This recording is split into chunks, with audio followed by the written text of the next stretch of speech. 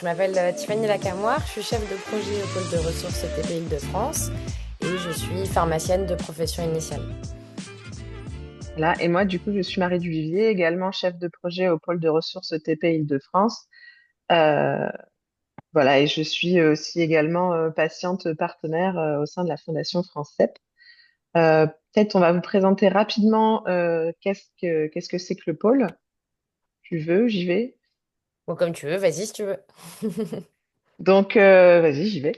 Donc, le pôle ETP, on est une association loi 1901 financée en partie par l'ARS Île-de-France avec comme mission l'accompagnement et le déploiement de l'éducation thérapeutique sur le territoire d'Île-de-France et notamment en ville, jusqu'à l'hôpital. Donc nous, on a enfin, on propose des appuis aux équipes qui souhaitent développer, faire évoluer, créer un programme d'éducation thérapeutique. Donc on vient aider les équipes méthodologiquement à créer ce programme et à le déclarer, etc. On propose également des ateliers d'entraînement aux pratiques d'éducation thérapeutique, notamment autour du bilan éducatif partagé, de la coordination de programmes, de l'animation de TP en ligne. Euh, voilà, il y a plein d'ateliers qu'on propose que vous pourrez retrouver sur notre site internet, qui sont du coup financés par l'ARS Île-de-France pour les professionnels d'Île-de-France, enfin professionnels, patients, aidants d'Île-de-France. Et on développe aussi certains projets pluripartenariaux autour, bah, il y en a eu notamment autour de l'intégration de pratiques éducatives chez les professionnels libéraux. Il y a eu aussi un projet autour de l'accompagnement à l'autonomie en santé. Et actuellement, on mène un gros projet en partenariat avec l'ARS Île-de-France et France Asso Santé autour justement du déploiement d'une culture du partenariat en Île-de-France. Donc certains l'ont peut-être déjà vu. Enfin, voilà un petit peu pour ce qu'est le pôle. Voilà, n'hésitez pas si vous avez des questions, on pourra y revenir plus tard ou vous pourrez aussi nous contacter directement ou nous, on répondra à vos questions. Voilà, avec plaisir. Et donc, on vous propose aujourd'hui de laisser la parole à Philippe, donc, qui est notre intervenant, pour bah, déjà te présenter et puis nous présenter peut-être un petit peu la thématique. Et donc, on te laisse la parole une vingtaine de minutes et après, on ouvrira la discussion. Ok, merci Marie. Bonjour à toutes et à tous. Je suis ravi d'animer ce webinaire sur un sujet qui me tient à cœur, sur la paire aidance et son évolution vers la professionnalisation de la paire aidance et donc des expertises du vécu et des savoirs expérientiels. Je vais peut-être partager mon écran parce que ma présentation, bien, elle va bien évidemment s'intégrer sur ah, voilà. Ça y est, on est en plein écran, donc voilà. Donc moi je Juste, suis on n'est oui. pas en plein écran pour nous. Faut que tu repartages et enfin, tu... Ah, Voilà, là c'est d'accord. bon. C'est bon, on est en plein écran. C'était bon là? Ouais, parfait. Ok, Merci. de rien. Donc oui, moi j'ai été médiateur de santé pair. J'ai participé à la première expérimentation portée par le Centre collaborateur de l'Organisation mondiale de la santé, de médiateur de santé pair en 2012. J'ai travaillé pendant 8 ans à l'hôpital Sainte-Anne dans une unité de soins psychosociaux. Et donc comment est-ce que je suis passé de pair aidant à pair aidant professionnel? Ben, c'est l'intitulé de ce webinaire.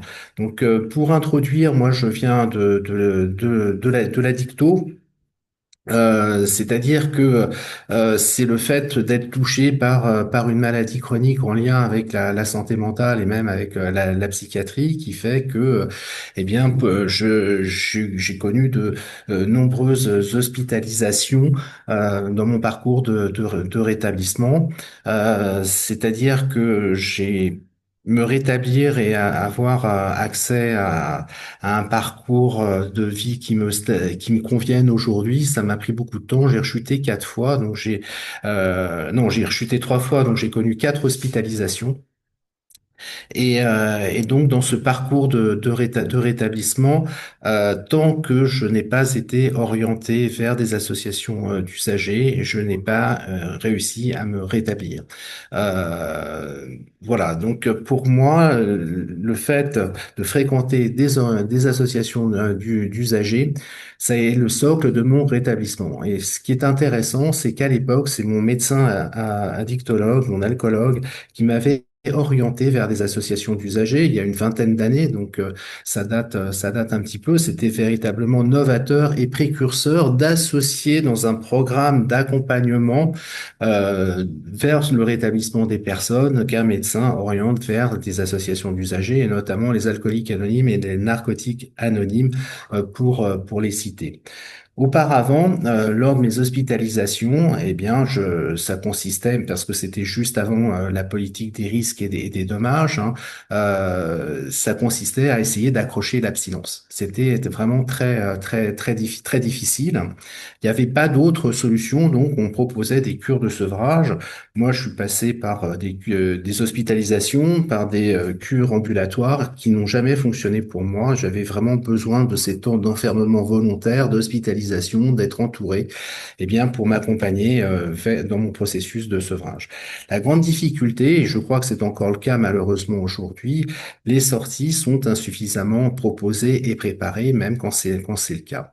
Et lorsque vous sortez d'hospitalisation et lorsque vous vous retrouvez dans la cité, eh ben, surtout quand vous retrouvez votre milieu d'origine, j'allais dire initial, et que rien n'a changé dans ce milieu-là, bien souvent ça se passe pas bien. En tout cas pour moi, ça s'est pas passé bien pendant à trois reprises, jusqu'au moment où j'ai accepté, parce que j'étais prêt, à aller vers des associations d'usagers. Et c'est à partir de là que tout a véritablement changé. Parce que j'avais d'une part un point d'appui au sein de la cité, un lieu où je pouvais rencontrer mes pairs, faire fonctionner les leviers d'identification réciproque possible et d'espoir qui n'existent pas lorsque l'on est hospitalisé. Aujourd'hui, ça change avec l'introduction de pairs aidants professionnels au sein des structures, mais encore une fois, tant que je n'ai pas été accompagné par mes pairs, ça n'a pas fonctionné pour moi. Alors bien évidemment, c'est pas l'ultra solution ni la panacée, ça fait partie des outils qui émergent et moi qui m'ont rendu service et qui rendent service aussi à de nombreuses personnes. Ce que j'ai pu remarquer aussi, c'est que on ne peut pas tout demander non plus aux professionnels de santé et on ne peut pas bien évidemment leur demander d'aller mieux à notre place. Quand on souffre d'une maladie, quelle qu'elle soit, d'une maladie chronique en particulier, sans engagement de la part de la personne, eh bien, c'est très compliqué d'intégrer son parcours de rétablissement et de passer du mal-être au mieux-être. Donc, il s'agit de s'inscrire aussi dans une dynamique de changement et de transformation intérieure. C'est-à-dire que la dynamique de changement, c'est ce qui va être visible et ce qui va permettre de coter quelque part le niveau de rétablissement des personnes, hein. Et ça, c'est ce qu'on propose notamment dans les centres de réhabilitation psychosociaux. C'est quelque chose qui est scientifiquement validé, qui est visible, objectivable, reproductible et qu'on peut mesurer. Alors que le processus de transformation, de mon point de vue, c'est tout ce qui est la transformation intérieure, c'est-à-dire de vivre au mieux avec soi dans cette redéfinition d'identité qui consiste à vivre au mieux avec sa maladie et de l'intégrer à sa vie. Et c'est aussi une transformation intérieure qui vise aussi peut-être à devenir son meilleur ami et de vivre de mieux en mieux avec soi. Moi, mon parcours de rétablissement m'a permis aussi d'aller vers moi quelque part. Si j'étais pas passé par là, peut-être serais-je passé à côté de moi. Mais là, j'ouvre un autre sujet qui n'est pas le propos d'aujourd'hui. Donc, pourquoi à un moment, j'ai fait le choix de faire le pas et d'aller vers de la pérédance professionnelle? Eh bien, parce que d'une part, dans mon parcours de rétablissement, ce que je faisais auparavant comme boulot, ça m'intéressait plus. J'avais passé de nombreuses années sans travailler et j'étais quelque part devenu inemployable dans le secteur d'activité qui était le mien auparavant et qui ne m'intéressait plus. Donc, vous voyez, c'est quelque chose, un parcours de rétablissement qui va vous permettre de vous redéfinir et de redéfinir vos priorités. Et comme je fréquentais les associations d'usagers, j'avais le désir, eh bien, de me requalifier professionnellement avec l'idée d'intégrer une équipe à l'hôpital pour venir, eh bien, partager mon parcours de rétablissement auprès de mes pairs.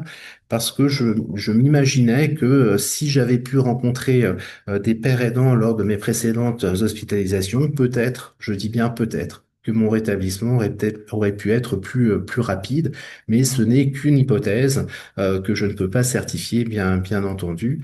En tout cas, j'avais le désir de transmettre l'espoir du rétablissement aux personnes qui sont hospitalisées et l'espoir, eh bien, d'une vie meilleure. Ça a toujours été mon objectif. Parce que en fréquentant des associations d'usagers, dans un premier temps, j'ai été père aidé avant d'être père aidant moi-même. Et il faut bien comprendre que l'identité de père aidant, c'est pas une identité, j'allais dire, figée lorsque l'on est de père à père, que ce soit au milieu associatif ou même au milieu professionnel. On est tantôt père aidant, tantôt père aidé. C'est pas quelque chose de figé. Vous voyez, on peut toujours se nourrir de son père quelque part, et ces expériences, eh bien, peuvent bien évidemment renforcer votre propre rétablissement, vous donner des pistes auxquelles vous n'aviez pas pensé. Donc, c'est la raison pour laquelle, eh bien, à un moment, je me suis dit, ce serait vraiment bien d'intégrer un service à l'hôpital. Et puis, j'avais retenu différentes options, éducateur spécialisé, psychologue, bref, reprendre des études, mais c'était pas véritablement le cœur de cible que je souhaitais donner à ma nouvelle activité. Jusqu'au moment où, à l'hôpital Sainte-Anne, alors que je suivais un DU d'addictologie, pour mieux comprendre ma problématique et avoir c'était une espèce d'ETP un petit peu fouillé que d'être dans cet apprentissage-là, de l'autre côté du miroir, de comprendre, j'allais dire, mon trouble avec un point de vue de soignant. Et ça a été aussi extrêmement formateur et ça m'a permis également de renforcer mon parcours de rétablissement. Et j'ai entendu parler à la Maison des usagers de Sainte-Anne, d'une expérimentation qui se mettait en place, l'expérimentation des médiateurs de santé pair. Et c'est comme ça que tout a commencé. Je me suis inscrit, j'ai suivi des entretiens d'embauche comme pour n'importe quel autre job, et puis finalement, j'ai été sélectionné pour intégrer un hôpital de jour, l'hôpital de jour Lamartine du secteur 16 de l'hôpital Sainte-Anne.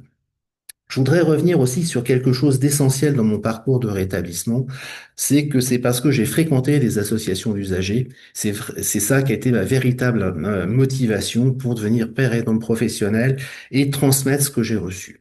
Parce que dans un parcours de rétablissement, tout ce que vous recevez, déjà, vous pouvez pas c'est immatériel d'une part, et puis par ailleurs, le vrai cadeau, c'est le don et la transmission ou la retransmission de ce que vous avez reçu. Et globalement, c'est en donnant aussi bien que vous fortifiez votre parcours de rétablissement. En tout cas, dans les associations d'usagers que j'ai fréquentées, c'est comme ça que ça a fonctionné. Donc, avec l'idée de recevoir, mais aussi d'être une espèce à la fois de témoin et puis ensuite de tuteur pour redistribuer, redonner ce que vous avez reçu.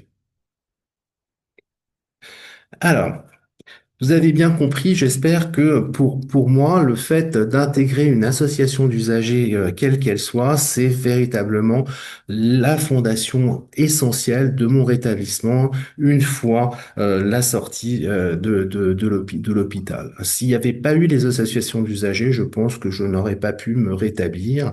Avoir accès à mes pairs, c'est-à-dire des personnes qui ont une problème, avec lesquelles je partage une problématique commune, et qu'on partage ensemble, eh bien évidemment, des trucs, des solutions, des parcours de vie qui sont souvent similaires avec des points communs, bien évidemment. Tout ça, ça renforce le fait que c'est possible de se rétablir, surtout quand vous avez affaire à une personne qui a déjà cheminé dans son parcours de rétablissement, qui a l'air d'aller bien et qui ressemble à tout sauf à une personne concernée par votre trouble. Ça, c'est quelque chose d'extraordinaire. Vous dites, moi, ça, j'ai envie de l'avoir. Et ce levier-là, de l'identification réciproque possible et de l'espoir, ça a fonctionné à plein régime pour moi. Ça a été vraiment ce qui m'a permis de m'accrocher et de me maintenir dans mon parcours de rétablissement. Alors, En ce qui concerne les besoins de pair aidance, aujourd'hui, on en est qu'au tout début de l'identification des besoins ou des milieux dans lesquels on pourrait introduire de la pair aidance. Alors, on a commencé dans le champ de la santé mentale, mais ça existe aussi dans le champ somatique, hein, bien évidemment, pour le cancer, l'hypertension artérielle, il y a de la pair aidance, mais pas uniquement non plus dans le champ de la santé. Ça peut être aussi, par exemple, des personnes qui souhaitent retrouver un emploi, des personnes qui sont sous le joug d'une expulsion. Vous voyez, donc là, on est vraiment au tout début de l'identification des besoins de l'accompagnement dans le champ des pères aidants, parce qu'aujourd'hui, on va parler de pères aidants au pluriel et de parcours de rétablissement, bien évidemment, au pluriel également. Donc, dans un travail de recherche qui avait été euh, porté par Lise de Mailly en 2018, on avait pu identifier plusieurs lieux d'intervention des pères aidants dans le champ de la santé mentale, plus spécifiquement des médiateurs de santé père. Alors, il y a pléthore de termes et j'en conviens, ça génère quand même de la confusion. Donc pour être un peu plus clair, moi je parle aujourd'hui de père aidant et de père aidant professionnel pour clarifier les choses. Les médiateurs de santé père sont des pères aidants professionnels spécialisés dans le champ de la santé mentale, comme il y a d'autres pères aidants professionnels dans le champ de la santé mentale qui eux ont suivi d'autres cursus sous la forme d'un DU aujourd'hui. Les médiateurs de santé père sont diplômés au grade d'une licence hein, qui est portée par la fac de Bobigny, donc Paris 13, mais aussi par une fac à Bordeaux. Donc les lieux d'intervention, bien évidemment, il y a des structures sanitaires. Hein, alors je ne sais pas si vous êtes au clair avec tous ces acronymes, CMP, HDJ, CATTP. Si vous avez des questions, n'hésitez pas. Des dispositifs médico-sociaux. Et puis là, le sujet qui intéresse particulièrement Paul, bien évidemment, on peut intervenir en tant que patient expert et les pairs aidants professionnels formés en tant que médiateurs de santé père, mais aussi à Lyon 1 et puis le centre de réhabilitation psychosociale que dirige Nicolas Franck, sont tous formés en principe aux 40 heures en ETP. Donc on pourra y revenir s'il y a des questions qui vous intéressent à ce sujet, mais je trouve que c'est particulièrement éclairé d'avoir formé aux 40 heures les pères aidants professionnels qui deviennent donc légitimes pour animer ou co-animer des groupes d'éducation thérapeutique. Et puis aussi la psychoéducation. Alors la psychoéducation, grosso modo, c'est similaire à l'éducation thérapeutique, sauf que la psychoéducation, elle a deux spécificités. Il n'y a pas une exigence de se former pour pratiquer de la psychoéducation, même s'il y a des DU qui existent, d'une part, et d'autre part, la psychoéducation concerne exclusivement les personnes touchées par un problème de santé mentale. Ça s'adresse essentiellement et exclusivement à des personnes touchées par un problème de santé mentale. Dans les milieux associatifs aussi, il y a de plus en plus de pairs aidants professionnels au sein d'associations d'usagers, et puis tout ce qui concerne des dispositifs innovants, par exemple un chez soi d'abord, si vous connaissez pas, je pourrais vous en parler, hein, si vous avez besoin d'être éclairci, au même titre que le job coaching ou alors les lieux de répit qui n'y figurent pas. Ça aussi, c'est quelque chose dont on parle de plus en plus et aussi notamment à l'attention de l'entourage. Et on pourra aussi peut-être parler de l'entourage puisqu'il existe aujourd'hui des pères aidants familiaux. Hein. Donc, vous voyez, c'est un champ qui s'ouvre beaucoup en ce moment, la paire aidance et la paire aidance professionnelle. Et puis aussi, on a des pairs formateurs, des pairs chercheurs, et puis quelque chose qui se développe depuis quelques années. Alors, j'allais dire sans cadre, absolument sans cadre, institutionnel, légal, de la paire aidance professionnelle. Alors généralement, ce sont des pairs aidants qui se sont formés à un DU ou alors en tant que médiateur de santé paire et qui commencent à développer une pratique de père aidant libérale.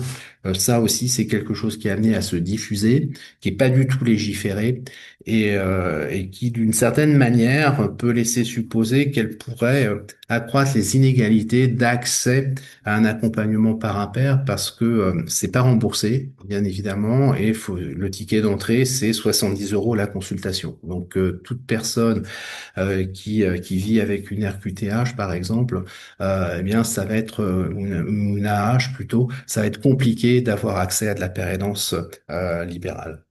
Ça, ce sont les différentes activités des médiateurs de santé pair. Donc, vous voyez, plus on est nombreux, plus les activités se diversifient avec des troncs communs selon les milieux dans lesquels on travaille. On peut retrouver des pairs aidants professionnels absolument dans tous les milieux, hein, sanitaires, médico-sociaux et sociaux. Donc ça, c'est plutôt une bonne nouvelle avec, ben, vous voyez, des interventions qui peuvent être faites en individuel, des activités qui peuvent être co-animées. Et ça, la co-animation, c'est une bonne porte d'entrée, d'une part, eh bien, pour apprendre son métier, connaître un petit, les pratiques des différentes compétences des collègues avec qui vous travaillez.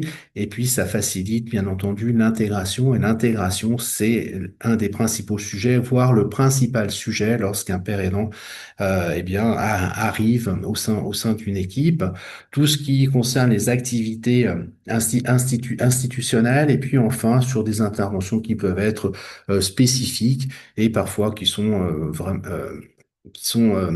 j'allais dire pas l'activité principale, sauf lorsque les pères aidants sont intégrés dans des équipes mobiles. Et vous le savez certainement, les équipes mobiles, eh bien, se développent de plus en plus aujourd'hui, et on est dans des logiques d'aller rencontrer les gens sur leur lieu de vie quand c'est possible, et d'encourager, le contexte s'y prête particulièrement, les hospitalisations à domicile.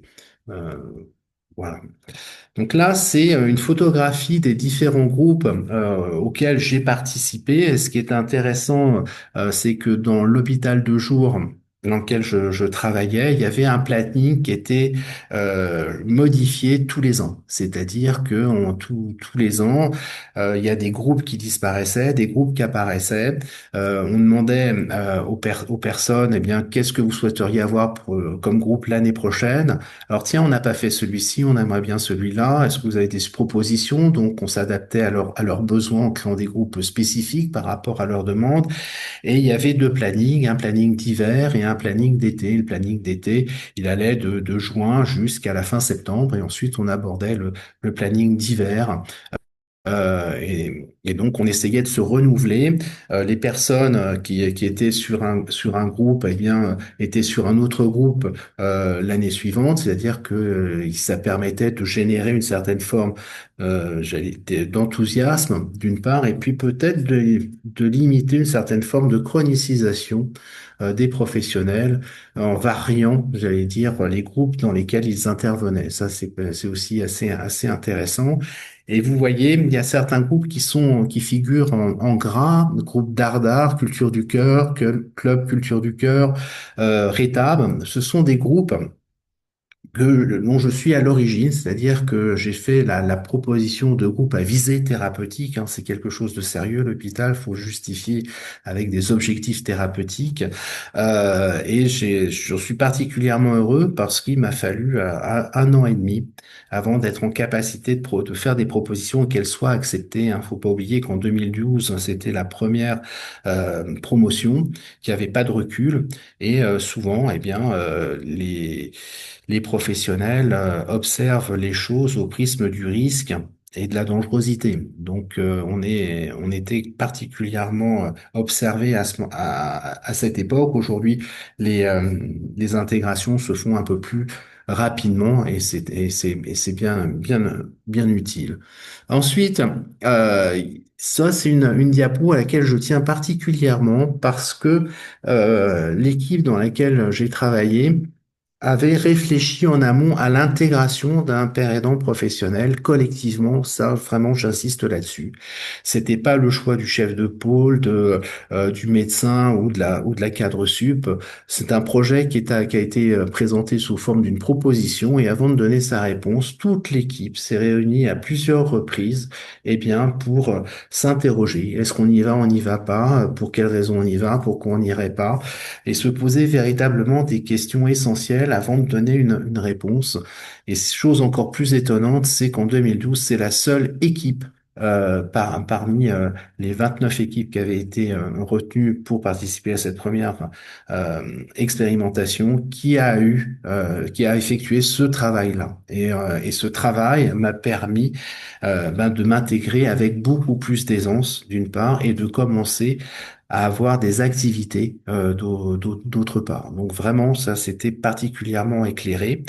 Et pour pouvoir mesurer un petit peu l'impact du médiateur de santé pair, eh bien, d'un groupe de parole, c'est un groupe qui a lieu toutes les semaines et qui génère le plus gros effectif de l'hôpital de jour. Il a été demandé à 1 mois, puis à 3 mois après mon arrivée, eh bien, aux personnes, qu'est-ce qu'ils pensent du médiateur de santé pair.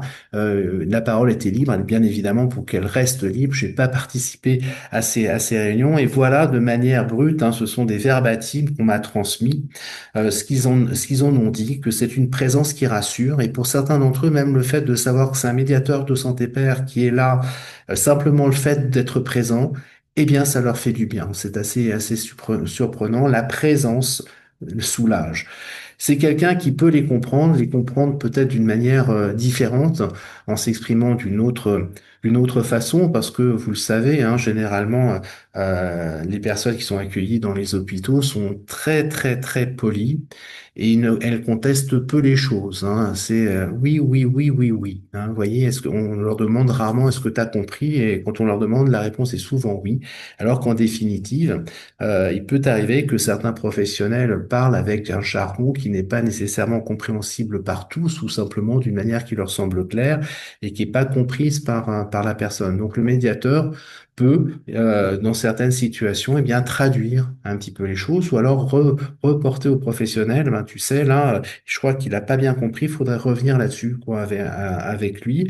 Et il se trouve que le fait qu'il s'exprime avec authenticité, c'est-à-dire que là, c'est un signe, eh bien, que l'identification réciproque fonctionne, et qu'on se reconnaît comme père pratiquement de façon immédiate. Alors parfois, on me dit, ouais, mais est-ce que faut avoir le même diagnostic pour être père aidant que les pères aidés? La réponse est clairement non.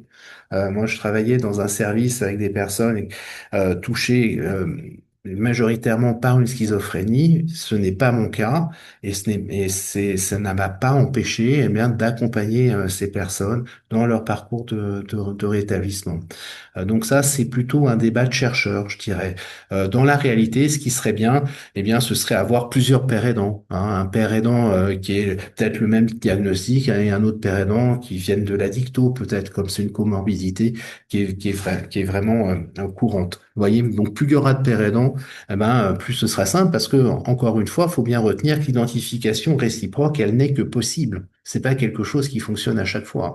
Pour illustrer, par exemple, moi j'ai des collègues pères aidants professionnels avec lesquels ça l'aurait pas fait, comme on dit. Hein. Donc il y a des choses qui ne fonctionnent pas tout le temps, quoi. Ça de toute façon, le rétablissement, c'est un boulot d'humilité. Hein. Donc faut bien le comprendre.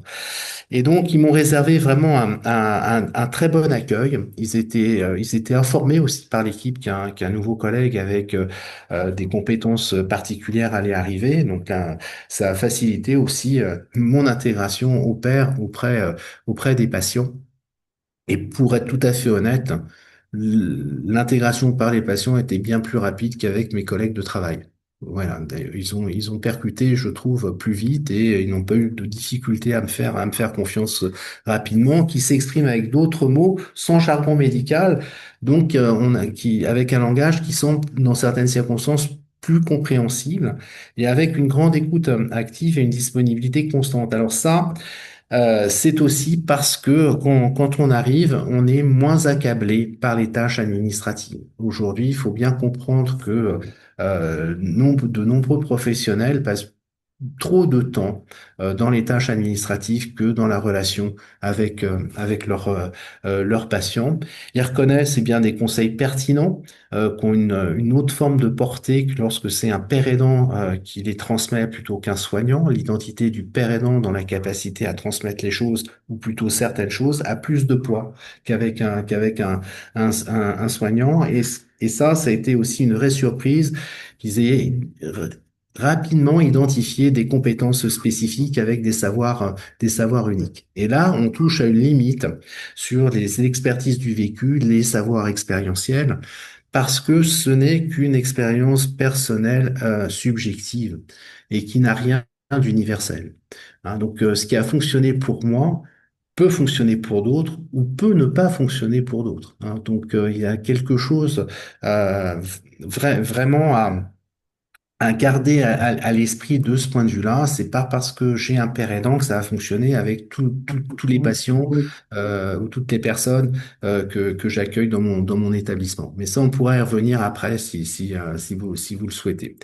Et donc, ce qui rend l'expertise du vécu unique, hein, c'est lorsque le père aidant incarne le rétablissement. Et donc, lorsqu'il incarne le rétablissement, c'est pas contestable qu'on peut se rétablir. D'ailleurs, quand on travaille au sein d'une équipe orientée avec des accompagnements vers le rétablissement des personnes, le postulat de départ, c'est d'avoir l'intime conviction que tout le monde est en capacité de se rétablir. C'est-à-dire que tout le monde est capable de progresser, de gagner en autonomie, et de passer du mal-être au mieux-être. Si on n'est pas à ce niveau-là, eh bien, faut vraiment passer à autre chose. Parce que si vous projetez des limites sur les personnes, même inconsciemment, elles vont s'approprier ces limites et ça va nuire à leur capacité à se rétablir. Hein. Donc, le fait d'incarner, d'être une preuve vivante que le rétablissement est possible, je vous assure, transmettre de l'espoir, c'est une énergie qui est formidable pour passer à l'action. Et encore une fois, faut bien comprendre que se rétablir, c'est un verbe d'action et que pour se rétablir et intégrer son processus de changement et de transformation, eh bien, faut oser passer à l'action et oser peut-être parfois sortir de sa zone de confort et que c'est une expérience extraordinaire et une chance aussi que d'être dans la capacité d'intégrer son parcours de rétablissement. Donc, en conclusion, un parcours de rétablissement, eh bien, c'est quelque chose qui va vous transformer alors extérieurement et puis aussi intérieurement.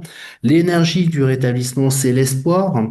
Avec l'espoir, on est en capacité de passer à l'action. D'ailleurs, moi, je demeure intimement convaincu, mais ça reste à être fouillé par des travaux de recherche, que les pères aidants professionnels peuvent contribuer euh, au passage à l'action dans le parcours de rétablissement des personnes et faciliter le parcours de rétablissement. La co-construction, c'est vraiment la bonne posture des pères aidants professionnels, c'est-à-dire que c'est de venir au sein d'une équipe avec des compétences différentes, et les Québécois le disent d'une manière fort poétique, c'est ajouter une paire de lunettes au sein de l'équipe, c'est-à-dire voir les choses autrement et peut-être eh bien être en capacité d'ouvrir d'autres environnements, d'autres champs du possible dans les accompagnements des personnes. C'est un métier qui se développe. Il y a de plus en plus de pères aidants. Il y a de plus en plus d'équipes qui souhaitent intégrer des pères aidants, tant et si bien qu'on peut parler peut-être de père aidance au pluriel, tant les activités eh bien, se multiplient avec les milieux qui se diversifient. Et puis l'authenticité. Eh bien, c'est vécu, c'est comme une force. Et surtout, quand on est, j'allais dire, au clair avec son parcours de rétablissement, euh, et qu'on est en capacité de le transmettre, hein, mais à bon escient, hein, un père aidant professionnel ne passe pas sa journée à parler de son parcours de rétablissement. Eh bien, encore une fois, ça va faciliter la capacité des personnes à croire dans leur parcours de rétablissement, à avoir l'espoir de se rétablir et l'espoir, eh bien, ça maintient dans un parcours d'action. Voilà.